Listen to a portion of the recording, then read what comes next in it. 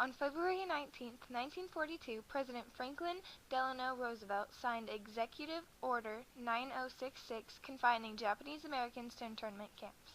To protect against espionage and against sabotage to national defense materials, national defense premises, and national defense utilities. A presidential commission in the 1980s stated that race prejudice, war hysteria, and a failure of political leadership led to Executive Order 9066 and the exclusion and incarceration of Japanese Americans during World War II. America's prejudice toward the Japanese increased with the rising number of Japanese immigrants in the early 1900s. Even before World War II started, some businesses had banned Japanese customers, and many Americans felt the Japanese were going to take all their jobs. In 1907, President Roosevelt made an agreement with the Japanese government that only Japanese who already had family in the United States would be admitted into the country.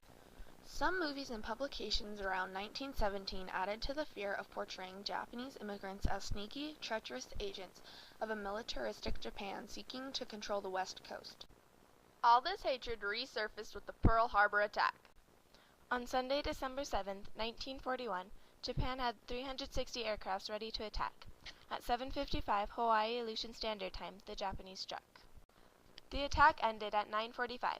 During these 110 minutes, 2,400 Americans died, 1,200 were wounded, and more than 300 aircrafts were damaged or destroyed. Yesterday, December 7th, 1941, a date which will live in infamy.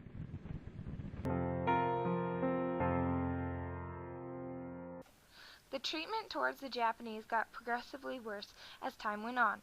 At first, they were confined to certain areas in the city they lived in. Then the Japanese weren't allowed to buy from stores owned by Caucasians. Henry McLemore wrote in the Seattle Times, "Personally, I hate the Japanese, and that goes for all of them." Yoshiko Uchida, who lived with her parents prior to the internment camp, said, in talking about her race, "Society caused us to feel ashamed of something that should have made us feel proud." The Japanese homes were permitted to be searched by the military. If they found anything they felt was even the slightest bit suspicious, such as weapons, letters, or other Japanese items, then the homeowners were sent to jail. If they didn't find anything, then they were eventually sent to the internment camp.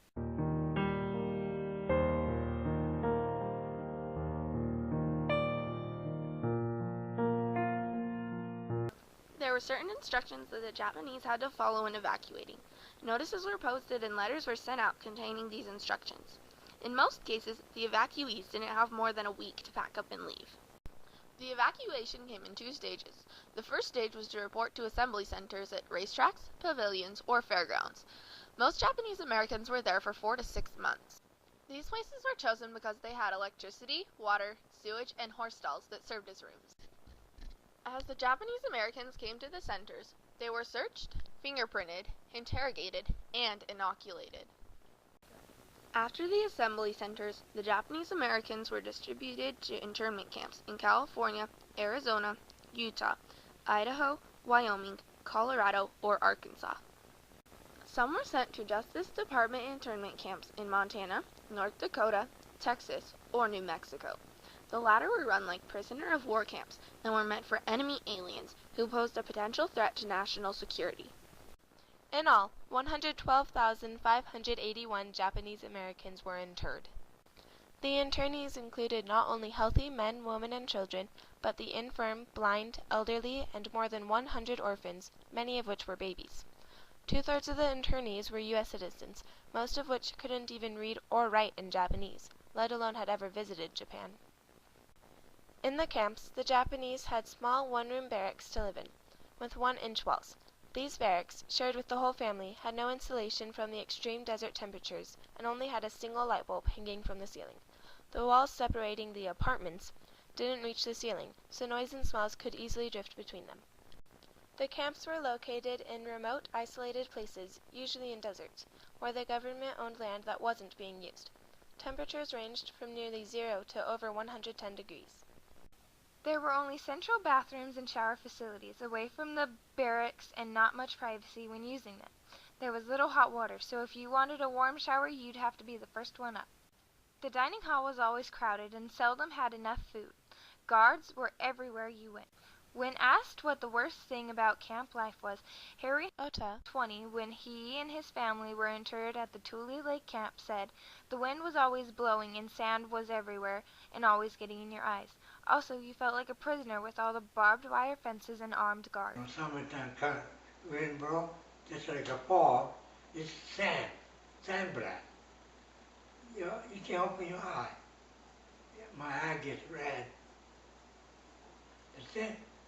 Also, you felt like a prisoner with all the barbed wire fences and armed guards. Same like you should say presidents anyway.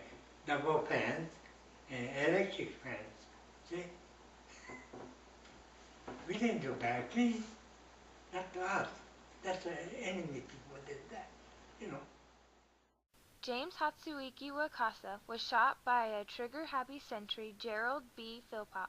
The other guards in the vicinity said that James tried to crawl under the fence that surrounded the camp.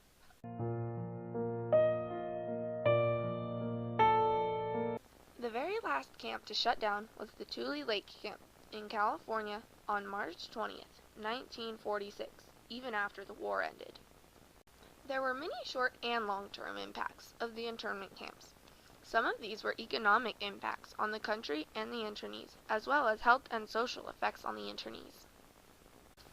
Upon departure, the internees were given a one-way train ticket. Some moved further east. Others moved back to Japan. About 10% moved back to their original homes and farms.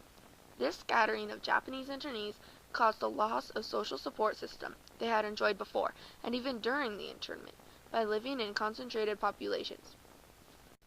The government had storage places for some of the internees' belongings, much of which was in disarray, some of which were missing or irreparable when they went to retrieve them. In the 1940s, when the Japanese Americans were interred, many businesses lost a large percentage of customers, especially in primarily Japanese communities. Many of the agriculture farms in California that were run by the Japanese Americans, 10% of the state's crops, could not be maintained due to the labor shortage created by the mass relocation and never fully recovered. The Japanese owners were forced to either sell their farms at a great financial loss or farms were confiscated by the government and sold off. Gwendolyn M. Jensen, an internment camp expert, said, "Long-term health consequences included psychological anguish as well as increased cardiovascular disease. Survey information found former internees had a greater risk of cardiovascular disease, cardiovascular mortality, and premature death than did a non-interred counterpart." Adjustment to normal life after the camps closed was very difficult. A large portion of the population still didn't trust the Japanese. Many Japanese Americans had to have other people buy goods for them, since they still weren't allowed in stores. They had a hard time finding jobs and places to live. It took several years to get back to a sort of normal life, from the nothing they were left with. Although there are still stereotypes about the Asian race today, they're more positive than in the 1940s. But just because we've become more accepting of one race doesn't mean we're accepting of all. The same thing that happened after the Pearl Harbor bombing is still going on today. In the United States, as well as other parts of the world, like Iraq and Afghanistan, people are being locked up without trial because they are believed to be spies. Jeanne Wakatsuki Houston said, "The events of September 11, 2001 made it clear that this readiness to overreact along ethnic lines is still with us, and close to the surface. We can never afford to forget what happened at Manzanar and the other wartime camps. Those events remind us that this lesson must be learned and learned and learned again."